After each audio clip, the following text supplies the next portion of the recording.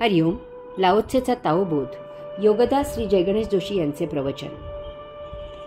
वैश्विक नाटककार. लाओत्से पुढे सांगतो की परमज्ञान ज्ञानी हे ताओ तत्वाला आलेले फूल आहे आणि तेच मूर्खपणाचे मूळ आहे. महा धक्कादायक असे हे विधान लाओत्से बिनधास्तपणे करत आहे. हे असे केवळ लाओत्सेच करू जाणे हा त्यावेळचा एक प्रकारे आध्यात्मिक भूकंप आहे. यामुळे लाओत्सेला फार शिष्यगण नाही आणि त्याचा संप्रदायही नाही आणि याचा त्याला निश्चितच अभिमान वाटला असावा. म्हणूनच तो देशाचे पंतप्रधान पद सोडून कोणाच्या नकळत देश सोडून निघून जाऊ शकला. ज्याची तत्वे शिरोधार्य ठेवून विश्व चालवावे आणि वैश्विक परम आनंद मिळवावा त्या लाओत्सेची आज नावनिशाणीही पुसत चालली आहे.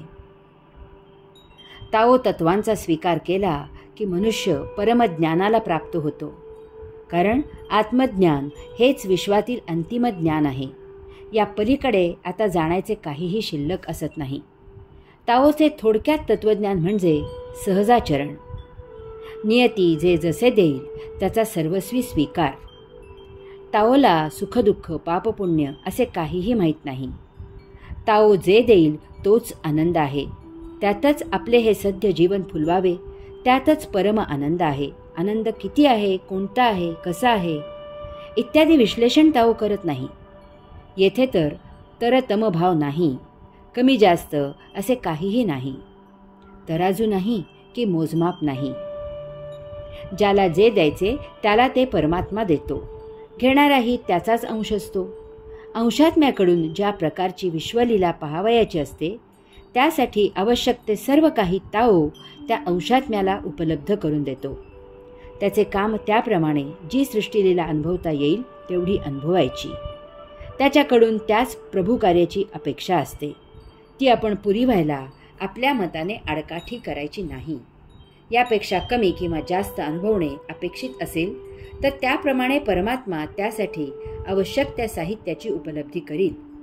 यात काय पाहिजे हे ठरवणारे आपण कोण? नाटकात नायक, नायिका, खलनायक, आई, वडील, ड्रायव्हर, नोकर, सावकार, भिकारी इत्यादी अशा विविध भूमिका असतात. भूमिकांची पात्रयोजना केलेली जाते. त्याप्रमाणे त्या पात्रांना वेशभूषा, रंगभूषा केली जाते.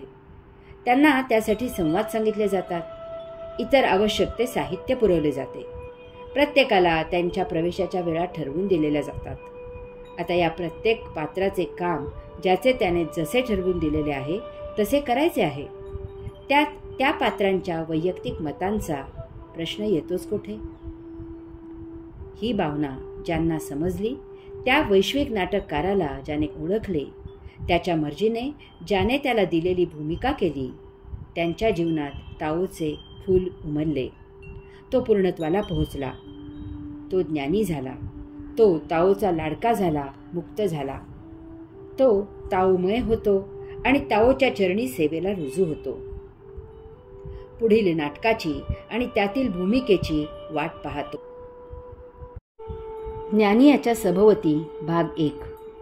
लाओत्से सांगतो की परमज्ञान ज्ञानी हे ताओ तत्वाला आलेले फूल आहे आणि तेच मूर्खपणाचे मूळ आहे. ताओला परमज्ञानी हे फूल येते आणि लाओत्से सांगतो की येथूनच सर्व घोटाळा, महामूर्खपणा सुरू होतो. ताओला जाणणारा एक दिवस परमज्ञानाला पोहोचतो. तो साक्षात्कारी होतो, मुक्त होतो. परंतु परमात्म्याच्या मर्जीने सायुज्यमुक्त होऊन येथेच प्रभू कार्य सुरू करतो. परमज्ञानी अनेक ताओ तत्वे साधकांना समजावून सांगतो. त्यांना जीवनात कैवल्य कसे फुलवायचे त्याचे ज्ञान प्रदान करतो.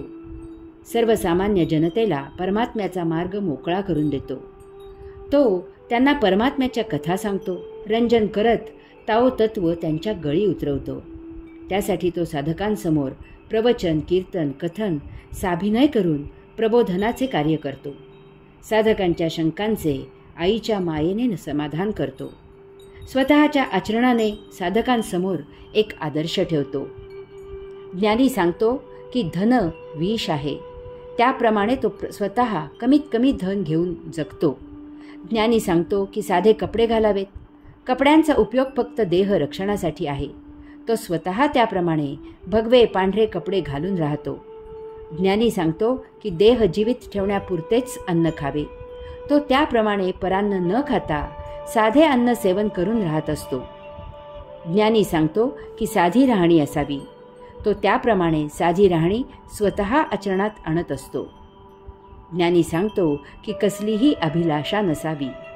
त्याप्रमाणे तो स्वतः अनासक्त जीवन जगत असतो. ज्ञानी सांगतो की नेहमी प्रशांत हसतमुख असावे. त्याप्रमाणे तो स्वतः तसा असतो. अशा प्रकारे अनेकविध उपदेश ज्ञानी साधकांना करत असतो आणि विशेष म्हणजे तो स्वतः त्याप्रमाणे याचा आदर्श साधकांसमोर त्याच्या आचरणाने ठेवत असतो. साधक परमज्ञानी याच्या उपदेशाने प्रभावित होतात. त्यांना ताओ तत्वज्ञान भावते. परमात्म्याच्या भावभक्तीने जगले पाहिजे हे त्यांना मनोमन पटते. ते एक साधा विचार करतात की आपल्याला जे जमत नाही ते हा स्वतः करून दाखवत आहे. ते अशा ज्ञानी याच्या पाया पडतात. त्याला गुरु करून त्याची सेवा करतात. त्याला काही कमी पडू नये याची काळजी घेतात. ते त्याला सांगतात की आपण हे असे ज्ञानामृत आम्हा पामरांना असेच पाजत राहा. तुमचे ज्ञान बोल ऐकले तरी आमचे आचरण खूप सुधारते. आमचे जीवन तुमच्यामुळे सुधारायला खूप मदत होत आहे. तुम्हाला ऐकायला खूप छान वाटते. आपल्याला आम्ही काहीही कमी होऊ देणार नाही. बस एकच करा की तुम्ही अखंड आमच्यासाठी बोलत राहा. आमच्या सांसारिक शंकांचे समाधान करा. आम्हाला योग्य मार्ग दाखवा. आता तुमच्या अडचणी त्या आमच्या अडचणी आहेत. खरोखरच साधक ज्ञानी याची सर्वतोपरी सेवा करतात. त्याला काय हवे नको याची जबाबदारी साधक घेतात. ज्ञानी मनापासून प्रवचने देत असतो. शंका समाधान करत असतो. आणि हरि ओम.